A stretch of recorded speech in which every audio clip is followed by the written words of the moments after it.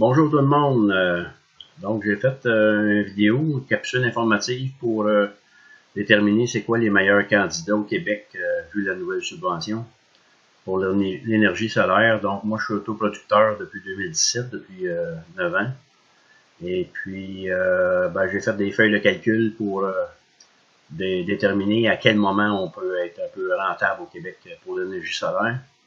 Alors, on passe au toit idéal pour bénéficier de l'énergie solaire.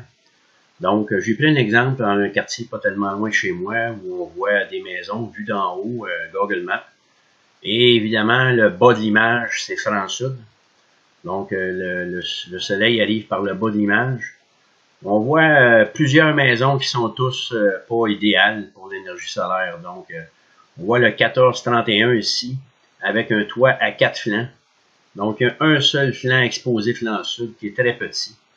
Va à peine avoir de l'espace pour 3-4 kW solaire. On regarde le 1425, des flancs multiples, dont à peu près aucun flanc est franc sud. On n'a qu'une petite portion ici qui est franc sud. Donc, c'est plutôt est et ouest. On a le 1435 qui est pas tout à fait sud, mais qui est un peu le meilleur candidat parmi tous, mais quand même plusieurs flancs à l'avant, un seul vrai flanc dégagé va à peine avoir de l'espace pour 4 kW. Donc, tous des mauvais exemples de toiture là, pour avoir au moins 5 à 7 kW et plus de solaire. Maintenant, on passe à la maison de mon fils. Encore une fois, le sud provient, le soleil vient du bas de l'image. On voit beaucoup d'ombrage d'arbres. Donc, en se déplaçant dans la journée, les arbres vont couvrir partiellement ou en totalité à peu près tous les panneaux qui sont franc sud. Donc, la portion de droite de la maison n'a pas de flanc sud, pratiquement pas. Puis ici, la grande portion qui aurait 12 pieds par 32 pieds, mais tout le bas de la toiture va être souvent ombragé. Donc, c'est encore un endroit où on a à peine, on a moins de 5 kW peut-être qui est vraiment ensoleillé pour la bonne partie de la journée. Maintenant, on passe à chez moi. Le sud, le soleil provient d'en haut. Encore une fois, beaucoup d'arbres dans la portion haute de l'image qui vont cacher le haut de l'image de cette portion de toit-là. Beaucoup de flancs de toiture. Donc, les lignes rouges représentent des portions de flancs. On voit mon petit 1.1 kW. Donc, j'ai 1100 watts solaires. J'aurais à peine d'espace pour ajouter 1 ou 2 autres kilowatts solaires supplémentaires. Une cheminée, un toit, un puits d'accès avec mes grilles pour marcher pour aller voir mes panneaux. Donc, j'ai très peu de toiture là, qui peut permettre d'en ajouter plus. Donc, j'étais une maison qui avait 5 kW et moins de potentiel. Donc, tous des mauvais exemples de toiture. Donc, pour trouver un peu la meilleure orientation, on prend la map avec située avec le nord vers le haut, sud vers le bas, et on cherche une rue qui est vraiment à l'horizontale, dont les maisons vont avoir un flanc est vraiment exposé sud. Donc, on voit ces trois maisons-là ici, des vieilles maisons typiques avec deux seuls flancs, beaucoup plus simples. Donc, on voit le 24-27, 37, 24-47, le 24-55. Les deux meilleures maisons, on voit l'ombrage des arbres ici. Les deux maisons du centre ne sont pas orientées 100% sud, mais presque. Donc, c'est l'exemple de deux bonnes maisons où on pourrait avoir les flancs exposés au sud quand même assez grands, pas d'arbres matures en avant et exposés presque flanc sud. On a quand même une marge d'erreur là où c'est acceptable d'être pas tout à fait flanc sud. Donc ça, c'est deux bons candidats ici. Maintenant, pour comprendre les seuils de rentabilité, il faut bien comprendre notre facture d'Hydro-Québec avant même de penser à l'installation. Donc, il faut comprendre qu'on a deux tarifs d'électricité au Québec. Donc, il y a un tarif patrimonial ici, jusqu'à 40 kWh par jour. Ici, c'était à 6,9 sous, c'est monté à 7,065. Donc, Ça, ici, en bas, c'est les nouveaux tarifs 7065 plus taxes. Donc, c'est ce qu'on peut économiser. Et le haut tarif, 11,142 cents. Donc, il faut comprendre qu'à chaque jour, Hydro-Québec nous donne là, pratiquement en cadeau là, un tarif très abordable. Chaque jour, 40 kWh à ce tarif-là. Donc, si vous avez une petite facture d'électricité, ben, vos panneaux solaires, ils vont créditer dans cette portion-là de tarif patrimonial. Alors que le reste, c'est l'excédent. Donc, il faut bien comprendre ça. On va le voir un peu plus tard. Ici, dans ma facture de ma maison, on voit chaque période de 60 jours environ, la moyenne des kilowattheures par jour. Donc, à chaque fois que cette moyenne-là est inférieure à 40, eh bien, si vous avez du solaire installé sur votre maison, avec ce profil-là, ben, ces 3 périodes de facturation-là, le solaire va vous créditer à du tarif patrimonial. Donc, faut faire attention quand l'entrepreneur va vous dire « Ah, ça vous économise 12 cents de kilowattheure en tout temps. » Non, il y a une portion de crédit solaire qui vont être appliqués à votre facture, qui vont être sur le tarif patrimonial.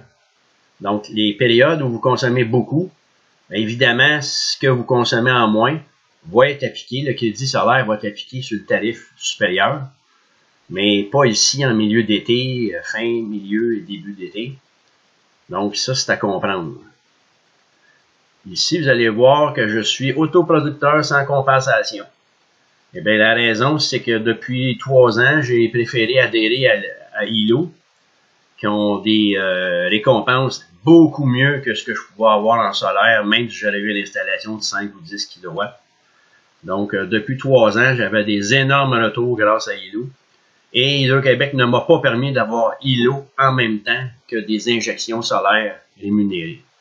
Donc, ce que Hydro-Québec m'a proposé pour le moment, c'est d'être autoproducteur, mais sans compensation pour mes injections. Donc, quand ma maison consomme l'énergie solaire que je produis, j'en bénéficie. Si je tente d'exporter avec mon compteur vers d'autres, vers le réseau, ce n'est pas crédité à cause de ça. Alors ici, on voit la facture de M. Simard, un de nos membres que je remercie beaucoup. M. Simard a une installation assez grosse, un peu plus de 6 kW solaire.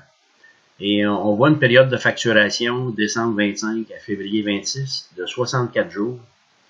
Donc, il faut comprendre qu'il y a 64 jours où Hydro-Québec permet de bénéficier du tarif patrimonial qui est rendu à 7 points quelque chose sous. Donc, ça fait 2560 kWh au tarif patrimonial qui est possible de profiter. Pendant cette période-là, il a consommé plus que le patrimonial, donc il y a une grosse portion au gros tarif.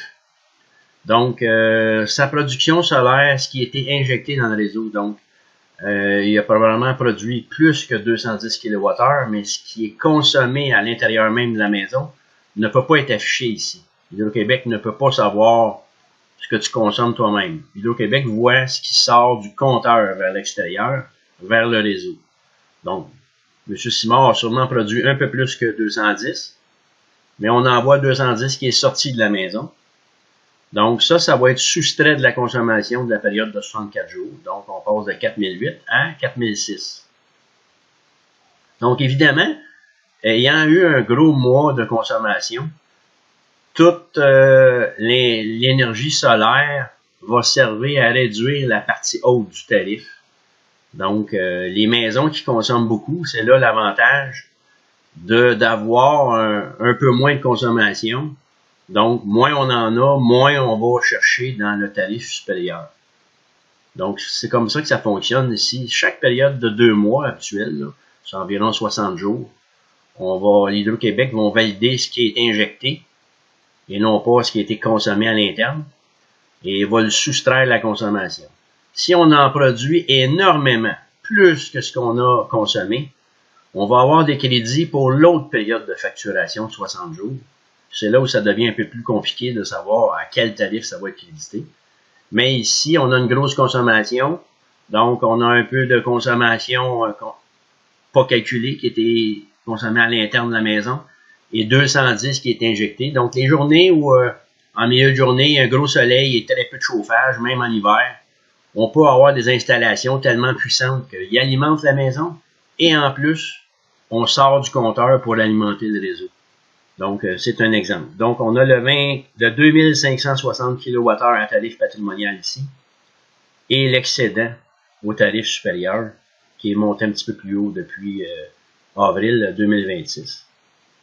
On voit aussi en bas les surplus appliqués. Donc, quand il va y avoir des surplus, des énormes productions solaires, ils vont être reportés dans les autres périodes de facturation. Et on voit ici une période de 124 jours où on n'a pas à dépasser beaucoup le 40 kWh par jour, donc en période d'été. Bon, ici, on voit la répartition des crédits d'énergie solaire produite qui vont être facturés, crédités au tarif patrimonial ou au tarif supérieur. C'est là que ça devient compliqué et les entrepreneurs qui mentionnent que le solaire vous crédite tout le temps dans le palier supérieur, bon, c'est pas vrai. Là. On a un exemple d'installation 7.5 kW solaire avec les injections. Donc, 7.5 va donner 9000 kWh par année. Donc, ça, c'est des normes, personne ne va s'obstiner là-dessus. 1 kW solaire donne 1200 kWh par année, en moyenne. C'est validé chez moi aussi. Donc, 7.5 fois 1200 donne 9000. Et le 9000 va se répartir un petit peu comme ça.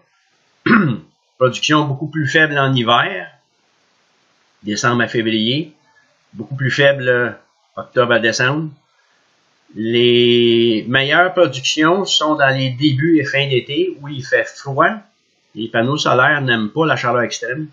Donc, ils vont produire beaucoup plus printemps et début d'été et fin d'été. En milieu d'été, en grosse canicule, juin à août, on peut avoir une production un petit peu inférieure. Mais dans le cas de ces trois productions-là, comme je vous ai mentionné plus tôt que la facturation, on dépasse ce que j'ai consommé en réalité. Donc, c'est tous des kilowattheures en bonne partie qui vont être crédités dans mon seuil patrimonial. Parce que 60 jours fois 40 kWh, ça donne 2400 kWh par période de facturation. Donc, ces injections-là dépassent ce que j'avais besoin. Donc, il va même avoir des soldes, des crédits reportés. OK, ici, le 131. Donc, on va facturer, on va annuler toute ma consommation au tarif patrimonial, qui est de 8,1 cents en avril 2026, taxes incluses. Donc, on a 5493 kWh qui donne un rendement, un paiement à 8,1 cents le kWh. On a du reporté qui va être reporté à la période de facturation suivante. Donc, l'été, il y en a trop reporté, trop reporté, trop reporté. Donc, ça va être reporté en début d'hiver. Donc, on a les valeurs reportées ici. On a les valeurs début d'année, hiver, qui sont injectés pendant qu'on consommait beaucoup. Donc, si on consommait beaucoup, on avait beaucoup de tarifs supérieurs, on va économiser parmi le tarif supérieur. Donc, en ce début d'année-là, la production ici est déportée et créditée à 12,1 cents, taxes incluses, du palier supérieur. Même chose en fin d'année où on a consommé beaucoup, 37,40. On va avoir du crédit au palier supérieur, c'est-à-dire. Donc, il y a une portion ici à 12 cents. OK, 33 050 kWh. Et dans le reporté ici, ça va s'appliquer et nous donner un peu surtout du palier inférieur. Donc, quand on additionne ça, puis on répartit ça, à savoir qu'est-ce qui est crédité au palier patrimonial ou supérieur, ben on a comme pour ici, 7,5 kW de solaire va donner 872 $ par année de crédit et qui est enlevé sur votre facture annuelle, taxes incluses. Et quand on fait un ALEC de 3 pour établir comment ça donne par kilowattheure, c'est là qu'on vient comprendre avec plus précisément à quel palier de facturation nos crédits solaires sont appliqués. Et il n'y a pas beaucoup d'entrepreneurs solaires qui vont vous en parler de ces chiffres-là ici. Alors, voici ma feuille de calcul. Maintenant qu'on a établi le 871,72 là, de revenus annuels, taxes incluses, donc c'est 7,58 plus taxes. Donc, j'ai fait un tableau pour indexer ça avec l'inflation et calculer les rendements, les paiements qui vont être faits après 5, 10, 15, 20, même jusqu'à 30 ans. Donc, les sommes totales de 5, 10, 15, 20, 25 ans sont reportées ici, à gauche en haut. Donc, les images que je vais offrir sur le groupe Facebook de clients, consommateurs solaires, ou sur ma page web, les images vont être seulement cette portion-là ici de gauche, donc le premier rendement d'une année, et les rendements totaux après 10, 15, 20, 25 ans. Ici en bas, très important, le tarif que votre entrepreneur va vous demander pour l'installation. Donc, avant la subvention, les meilleurs tarifs étaient à 2,50 $, 2,75 $ le watt.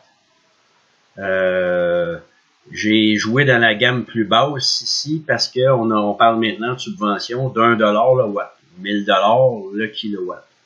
Donc, le 2,50 $ va se transposer en 1,50 $. Et si l'entrepreneur chargeait plus cher, donc 3 $ le watt auparavant, moins 1 $ va se transposer à 2 $.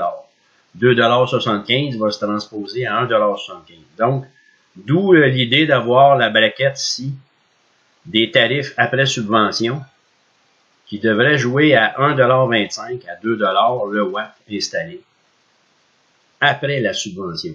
Très important. Donc, cet ouvrage-là va être taxable. Corrigez-moi si je me trompe, là, mais donc, pour établir le coût d'une installation, ben, je le multiplie par les taxes. Donc, 1,25 $ le watt installé va se transposer à 1,44 $ et ainsi de suite. Et ici, le tableau Excel que j'ai, on a 7,5 kW solaire. Donc, 7500 multiplié par le tarif. Donc, le 5500 que j'avais entré dans ma case de calcul ici. Donc, vous avez vos tarifs d'installation totale, taxes incluses. Et si par malheur, vous n'avez pas les moyens de le payer comptant, ce qui est le cas de beaucoup de monde, c'est quand même des assez gros montants, ben, si vous empruntez sur 10 ans à 4%, ça se transpose à ce montant-là. Ici, qu'on va voir selon le tarif. Donc, il n'y a pas beaucoup de gens qui vont se payer les grosses installations qui peuvent être rentables. Et si on ajoute les intérêts, ben, on a, exemple, on veut idéalement rentabiliser en 10 ans. En 10 ans, on veut que la production solaire puisse payer l'installation idéalement. Donc, il faudrait avoir payé comptant à 10 800 $, ici, qu'on peut voir, pour que ça se paie en un peu plus que 10 ans, là, disons, mettons, 11 ans. Donc, puis ça, c'est au meilleur tarif. Mais le problème avec 7,5 kW solaire, il y a des bonnes chances que l'entrepreneur, il faut comprendre la réalité, là. L'entrepreneur vient chez vous pour une journée qui installe 4 panneaux ou 12 panneaux, il va aimer mieux en installer 12 puis faire une meilleure marge de profit puis mieux rentabiliser ses employés.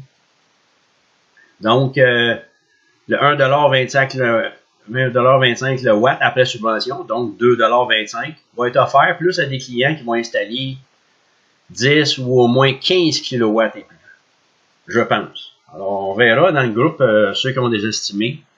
Ça va toujours être bienvenu de venir nous dire quel tarif vous avez réussi à avoir. Mais pour une installation de cette taille-là, on va peut-être aller plus jouer dans 1,50 $, 1,75 $ après subvention. Donc, 12 à 15 000 $. Donc, on va aller s'approcher du 15 ans de seuil avant de payer l'installation.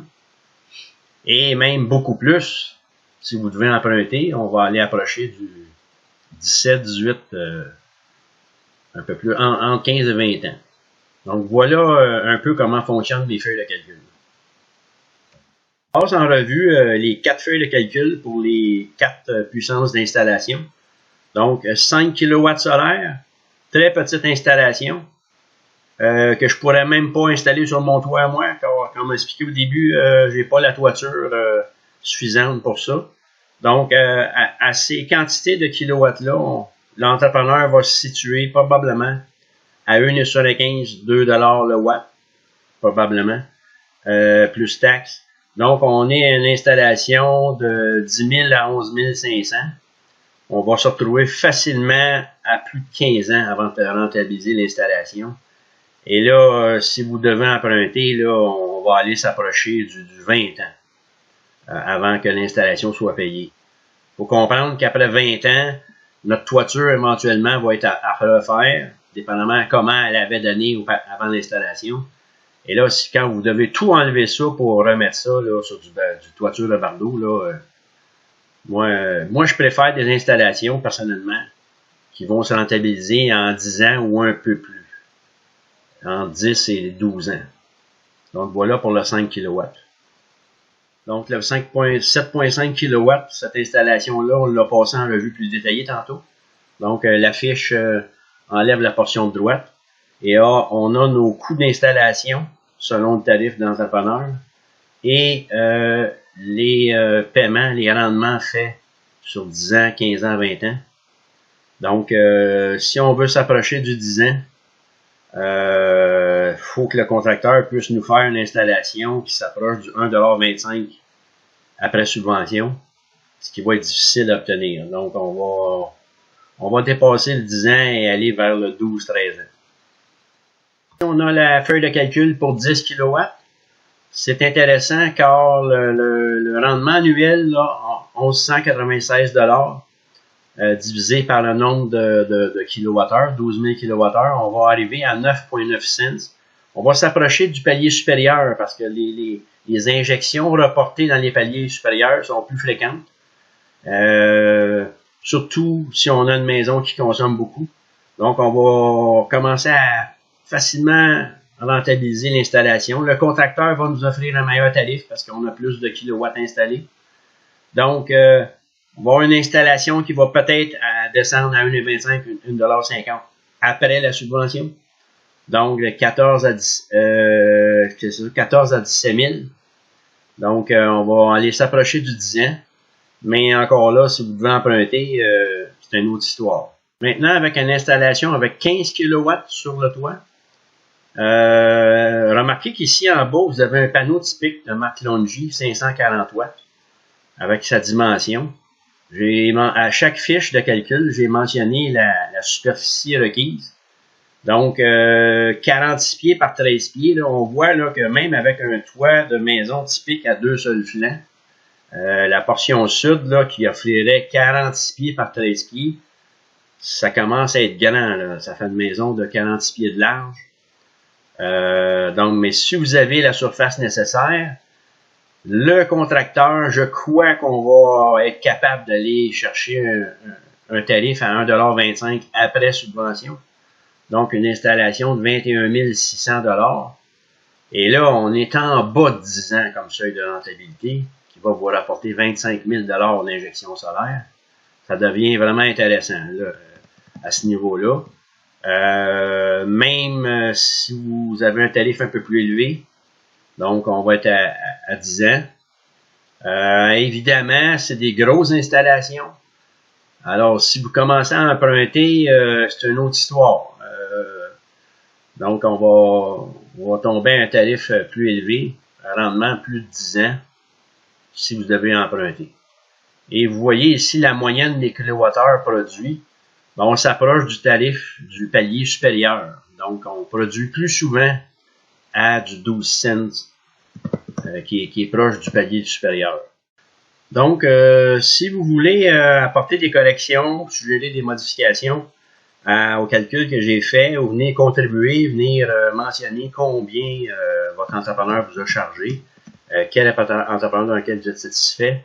Moi, j'ai rien à vendre. J'ai créé le groupe vraiment pour que les clients et consommateurs se réunissent. Donc, c'est un groupe fait pour les clients et non pour les entrepreneurs. Donc, venez sur le groupe partager vos témoignages de bonnes installations.